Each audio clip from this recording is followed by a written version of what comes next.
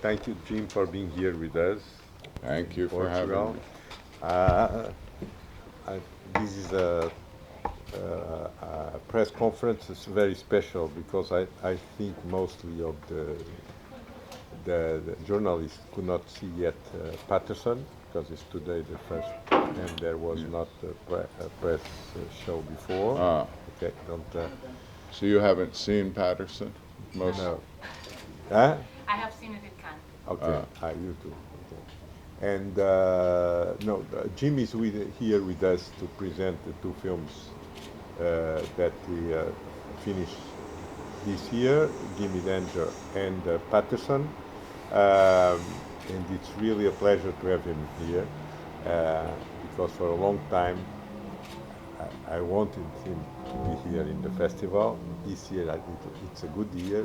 Two films that were in Cannes previously. One of them, Gimme Dance, is already open. Is going to open here in Portugal next week, and the other one will open beginning of January. Thanks, and now it's up to you to make the questions that you'd like to do, Karen. But I'd like to say I'm so happy to be here. I've known Paulo for many years, and so many incredible people here that I know, and wonderful films. And I'm just very honored to have two films here. And then I was involved in two other films here, Uncle Howard by Aaron Bruckner, which I was a co-producer, an executive producer. Film about a very old friend, Howard Bruckner, a filmmaker. We worked together on a film about William Burroughs in the late 70s, and a really wonderful film, a portrait of William Burroughs. And then also Gabe Klinger has a film here called Porto, a kind of beautiful, mysterious film about memory and relationships that he shot in Porto. So I'm very honored to be here, and anyway, thank you. Thank you, Paula, for having me. And Carter Logan, he's the producer, one of the two main producers of Patterson, and the producer of Gimme Danger, and my colleague and friend, so I'm very happy he's here too. So if you have any other really difficult questions, I'll make him answer. I have a philosophical question. Dead Man always gives me a sense of great peace at the end, the last scene. I watch it in a meditative state. And Patterson also gave me this deep sense.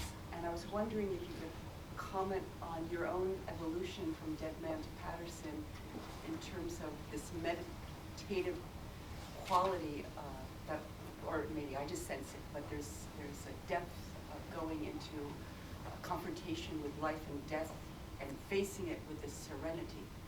Well, I preface any kind of interview with the fact that I am not analytical about my films, but both of these films and a few others, I would think Ghost Dog, The Way of the Samurai, but particularly Patterson and Dead Man, are circular, they're cyclical in their nature, in their form, and that, of course, is a metaphor of life being a kind of cycle and a circle, something that goes all the way around again. It's mysterious, but I think that's maybe the thing you're sensing that connects them, and a kind of acceptance that life is a cycle. It's not something that begins and ends. It's a mystery. It's a kind of journey. But beyond that, I have no depth of knowledge about anything spiritual or and then on a practical, Patterson is extremely experimental in different ways than your previous films. I felt it was more denuded and very clean. I don't know if that makes sense either, but can you comment on the experimental structure? Well, I don't think of it as any more experimental than other forms that I've used, like in Mystery Train, or. But it is a very simple structure. It's 7 days in the life of the characters, so it's very minimal formally. It's kind of non-dramatic. It's accumulative, as most of my films, I think, are, a kind of accumulation of incidents and details.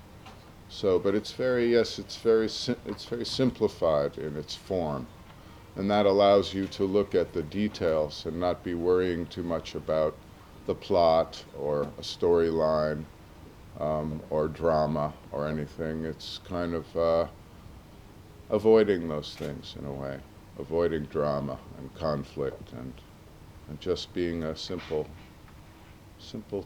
I don't know, depiction of 7 days. And it's about routine too, because the main character follows a very strict routine that allows him to be free to be a poet, because everything is kind of decided for him. You haven't seen the film, but he drives a bus, so he wears the same clothes every day, he gets up at the same time, he comes home at the same time, he's with his partner, and then he goes out for a walk with the dog, then he stops in a bar. It's always the same, but within the routine he drifts and creates poetry that was written for the film by Ron Padgett, who is here. He read last night. It was fantastic. And what regarding Give Me Danger, what made you finally decide to make a documentary about Iggy Pop and the Stooges? Well, I've known Iggy Pop for 25 years or so, and about 8 years ago he asked me if I would make a film not about Iggy, but about the Stooges. I'm a huge fan of Iggy Pop, but particularly a fan of the Stooges. So he asked me, and I immediately said yes, I would love to make a film about the Stooges.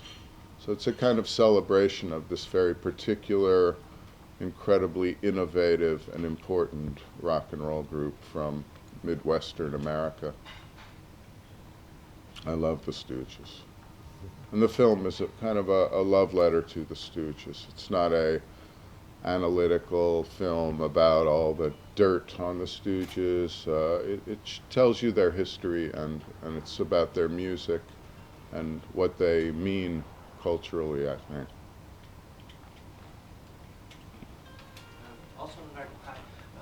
Also regarding Give Me Danger, both Iggy Pop and, for instance, Mike Watt are consummate storytellers, and did you end up with a lot of footage of stuff that you can really use in the movie, because they must have they all have a lot of stories.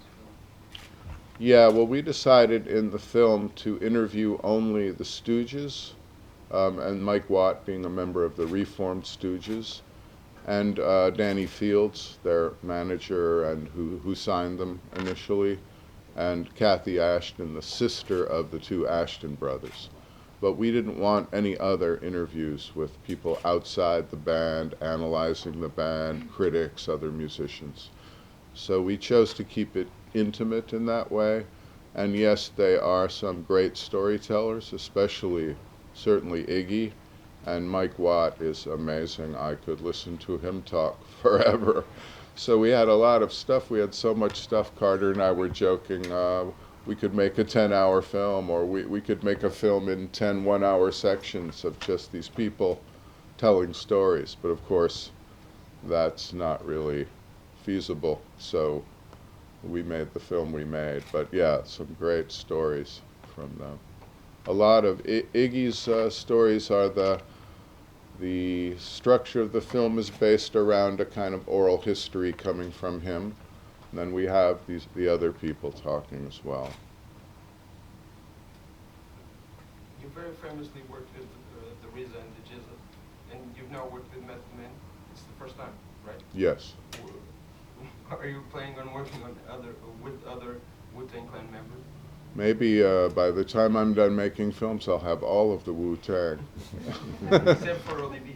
Except for ODB, who in fact, RZA and I wanted to make a film of ODB. When he was imprisoned, we wanted to go and film him and let him just talk on camera about anything he wanted to talk about being pursued by flying saucers and the CIA, about the history of funk music, about, I don't know, all of the things he loved or worried about or concerned him in life. And we didn't get permission to film him in prison, and then he came out, and then we lost him not long after. So we did have a project about Old Dirty Bastard. I wish I could have made that film, and nothing but him talking, you know, would have been fantastic. But I love the Wu-Tang. They are musical innovators. They are intellectuals who are not refined by academics. They come from the streets of Staten Island and Brooklyn, and they are fantastic minds. They are amazing people, and I learned a lot from knowing some of them. And Method Man, he's kind of their movie star of the Wu-Tang Clan, as they'll say. He's the handsome one. And so we got him in this movie, and he was wonderful. He wrote his own little, all of his flow, his rap in the film is his own, that he wrote after reading the script and talking with me, and it relates to the film and the story, and even quotes William Carlos Williams, you know. So we're very proud to have Meth in the film. I loved the reading last night of Paget's poetry, and I don't remember, were all the poems in your film from Paget, or did you have other poems? I can't remember that. And then I have my second question, which is how you read Paget's poetry, because how I interpreted when I was listening was that he has a sense of constant wonder that he always breaks with something very concrete. He stays with the everyday, like the shin, the cup of coffee. And to me that had resonance with your film, plus the sense of humor, the performative aspect, and his simplicity and his self-consciousness that doesn't become self-conscious. I don't know if I don't know how you read his poetry and how you got inspired with using it in the film. Yeah, no, it's good what you said. I don't know. Ron wrote all the poems for the film that are written by Patterson. There is a poem read by Patterson from William Carlos Williams in the film. There is a poem that a little girl writes in the film that Ron did not write, that I wrote, but I asked Ron to write something else instead of what I had written, and he refused. He said, "No, yours is good." So that one stayed, but it's not it's the character's poem. Ron Paget is one of my favorite American poets. He is from what we now, history calls the New York School of Poets. He edited the Anthology of New York Poets in 1975 when he was very young with David Shapiro, another great poet, who published his first poems as a teenager, like Rimbaud, but David Shapiro's the Rimbaud of New Jersey, I guess. So they collected the poems by these great New York school poets. The most known are Kenneth Koch, Frank O'Hara, John Ashbery, James Schuyler. But Ron Paget is a wonderful poet. And the thing about the New York school poets is they write their poems as though they're writing to one other person, like a note, like a love letter or a note or something. It's not written to the world. It's not proclaiming something poetic to the world. It's something very intimate, and they embrace humor, and they're self-effacing. Their poems are playful, and I don't know, that's my favorite group of poets, certainly American poets. They're sort of my godfathers as a filmmaker. I always look to the New York School of Poets. I always have, for a certain kind of inspiration, to not take yourself too seriously, to love the form of the thing you're using to express something with. They're very joyful poets. They often have exclamation points at the end of a sentence. One of Frank O'Hara's poems, the first line is, "Oh, New York, how beautiful you are today, like Ginger Rogers in Swing Time." Exclamation point, you know. But they're very exuberant, you know. And Ron Paget's a wonderful poet. I've known his poems since the mid-'70s. I've known him for 15 years or so, and when I wrote the script of Patterson, I wanted in my head Ron Padgett's poems to be the poems in the film. So I was very happy he accepted. And even a question about Patterson with the light and the joy of it. There doesn't seem to be darkness. You know, some films have darkness, and this has the joy and the playfulness from beginning to end, and it kind of goes against some screenplay guides. Do you see that you must have the dark conflict. You must have conflict. Yes. And You must have problems. yes, exactly. And Drama. And yeah.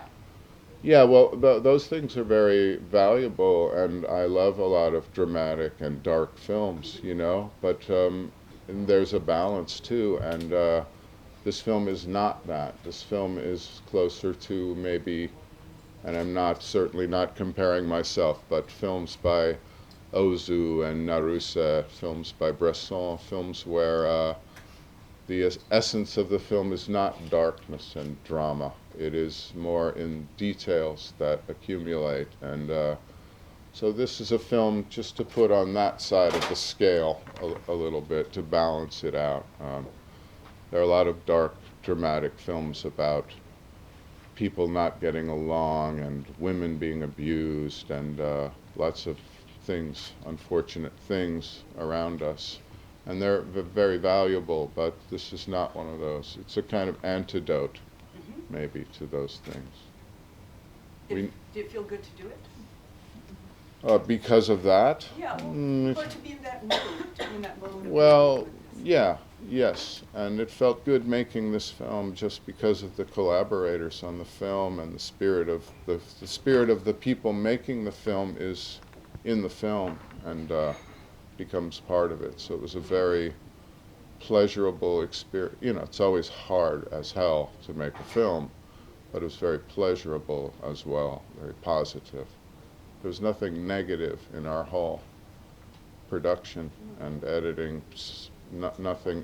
Once we got the money to make the film, there was nothing negative. Let's just say that.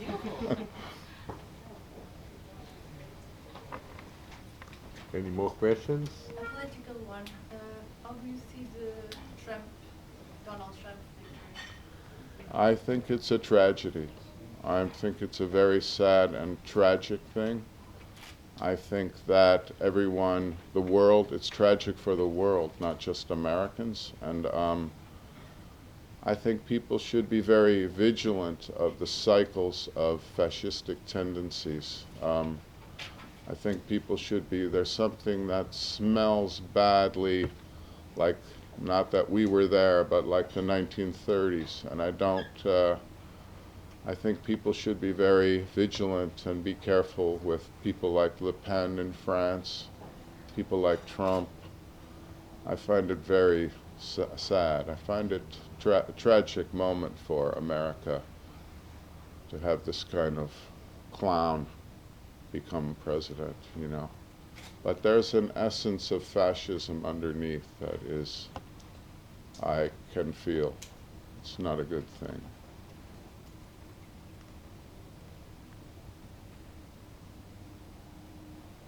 Yeah. This, not wanting to be superficial, but this is for Prakash City Hall, and I would like to know if this is your first time over here in Prakash Studio, and what was your idea of being over here?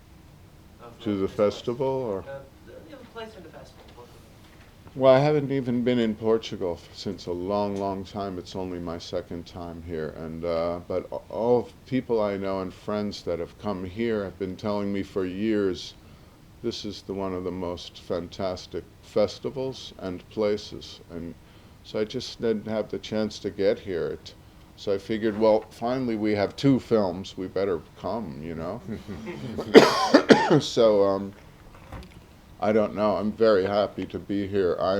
Honestly, I'm a little burned out in my life from festivals because, number one, I don't like a lot of attention personally, and two, there's often a lot of superficial things, business and press and things all around you in some festivals that can be helpful for your film, but for me is not my thing, you know? And this is the opposite. In a way, in the way our films are kind of antidote to drama and action and stuff, this festival's a kind of antidote to the festivals of business and film as a business. And I don't know, this is an amazing festival, the people being honored here, having these retrospectives of Godard, of Kusturica, of Skolimowski, Pascal Bonitzer. This is fantastic. I got to walk around twice now, sit down and talk with Jean-Pierre Léaud, you know. It's like a dream to me. And so many wonderful people here. It's fantastic. So the whole atmosphere here is kind of anti-business of film. It's celebrating the joy of it, you know, the beauty of it. So, wow, what a relief, what a nice place to be. Thank you for having us. Here. Thank you. Last one, yeah. You went to school with Spike Lee, right? Yes. He's going back to his characters from She's Gotta Have It, and he's doing a Netflix series. Would you, this is the two-parter, would you consider doing television and going back to any characters of your previous movies? Well, we have an idea, Forrest Whitaker and the RZA and I would like to have a new TV series based on Ghost Dog. And of course, and Forrest and I and RZA would be executive producers. And we even have a script for the first pilot of this show that really RZA wrote with someone else that is fantastic. I love it, you know. I didn't write it. I only gave a few ideas back, but I just love it. So I would love to have a series based on Ghost Dog that is, you know, has these elements of kind of hip-hop culture mixed with martial arts and crime and action. The pilot has quite a bit of martial arts stuff in it, and I loved it. So we're hoping that might happen. That's the only thing I've even thought about trying as far as my films being extended into a new form, a TV type form. I hope it will happen, but I'm not sure if it will. Thank you. Thank you. Thank you very Jim, much, very all of you, much. for Thank your you. time. Thank you very much. And then if you see Patterson and you don't like it, just leave me alone. Or talk to Carter Logan. Thank you so much. Thank you.